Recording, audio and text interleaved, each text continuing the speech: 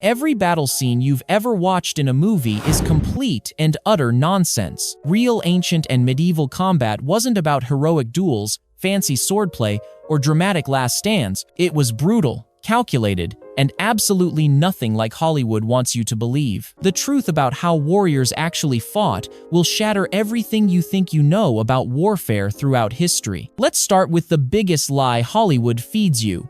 Epic sword fights. You've seen it 1,000 times. Two skilled warriors facing off, blades clashing in a dazzling display of swordsmanship. Sparks fly, metal rings, and eventually one emerges victorious through sheer skill. It's exciting, it's romantic, and it's total garbage. Here's the brutal reality.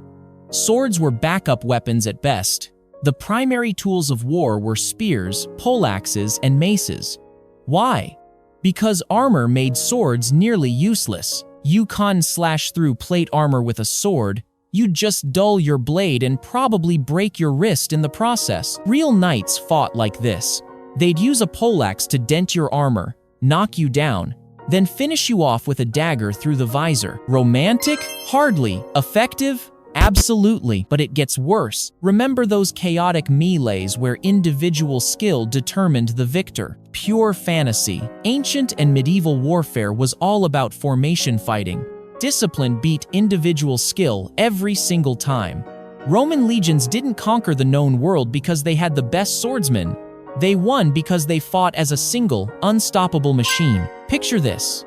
You're facing a Roman testudo formation. Shields locked together. Spears bristling out like a porcupine's quills. You can't break it with heroic charges or fancy swordplay. You need coordinated tactics, siege weapons, or you die. Simple as that. Think of the Spartans at Thermopylae. They didn't win through individual heroics. Their victory came from the phalanx, an impenetrable wall of bronze and iron that moved as one organism, crushing everything in its path. Now, let's tackle another movie myth.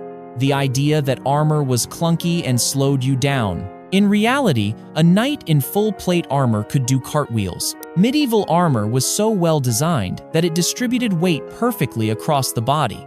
Knights could mount horses, fight for hours, and even swim in their armor. The notion that armor made you slow comes from museum pieces. Ceremonial armor never meant for battle, or armor that's been damaged and poorly restored over the centuries. Real battle armor was a technological marvel, offering maximum protection with surprising flexibility. But here's what movies really get wrong: the psychology of combat. Hollywood loves to show us fearless heroes charging into battle with a war cry. The brutal reality? Most soldiers were terrified. Ancient sources describe men literally shaking with fear before battle.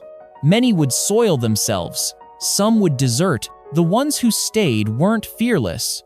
They were disciplined. Roman training was designed to make fighting automatic. Drill, drill, drill, until your body moved without thinking. Because when arrows are flying and men are screaming, conscious thought shuts down.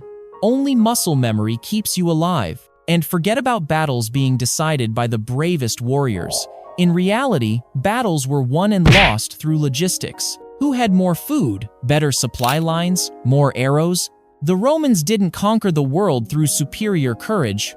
They conquered it through superior organization. Take Alexander the Great. His secret weapon wasn't his personal bravery, though he had plenty. It was his ability to coordinate infantry, cavalry, and siege engines in perfect harmony while keeping his army fed and equipped across thousands of miles. That's the unglamorous truth of warfare. It's won by quartermasters as much as by warriors. Now, here's the part that will really mess with your head. Most combat wasn't even combat at all. Medieval warfare was mostly about sieges. Armies would surround a castle and wait for months, sometimes years. The defenders would slowly starve while the attackers died of disease. When the castle finally fell, it was usually because someone opened the gates from inside, not because of a heroic assault. Those famous storming the castle scenes in movies? That was a last resort that usually ended in massive casualties for the attackers. Smart commanders avoided it at all costs. Even in field battles, most of the killing happened after one side broke and ran. The actual fighting might last minutes. The slaughter of fleeing soldiers could go on for hours. Hollywood loves to portray medieval warfare as governed by honor and chivalry. The brutal reality? It was about money and politics. Knights held each other for ransom instead of killing them, not out of honor, but because dead knights don't pay ransoms. Peasant soldiers?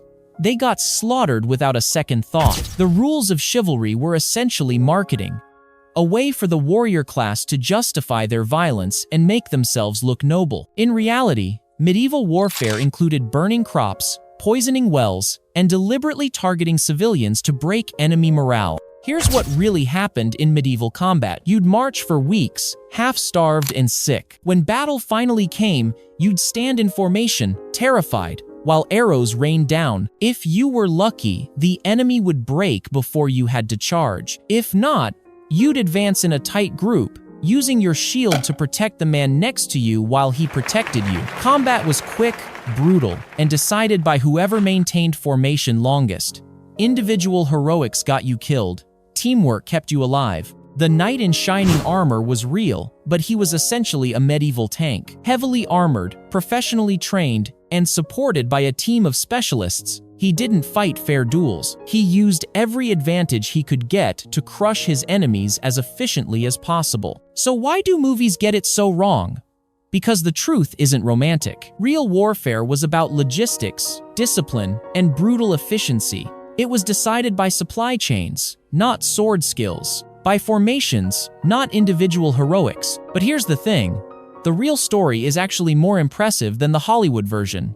These weren't fantasy heroes with plot armor. They were real people who developed incredibly sophisticated military systems using nothing but muscle power, metal, and human ingenuity. The next time you watch a medieval battle scene, remember, real warriors didn't fight like that. They fought smarter, harder, and with a level of tactical sophistication that would impress modern military commanders. The truth about ancient warfare isn't as pretty as the movies, but it's a hell of a lot more impressive. It's a testament to human ingenuity, the power of organization, and the brutal realities of survival. Understanding the real history of warfare doesn't diminish its impact. It makes you appreciate the incredible achievements of our ancestors even more. So the next time someone talks about the good old days of honorable combat, remember the truth. There was no glory in ancient warfare, just blood, sweat, and the relentless drive to survive. And that, in its own way, is far more fascinating than any Hollywood fantasy.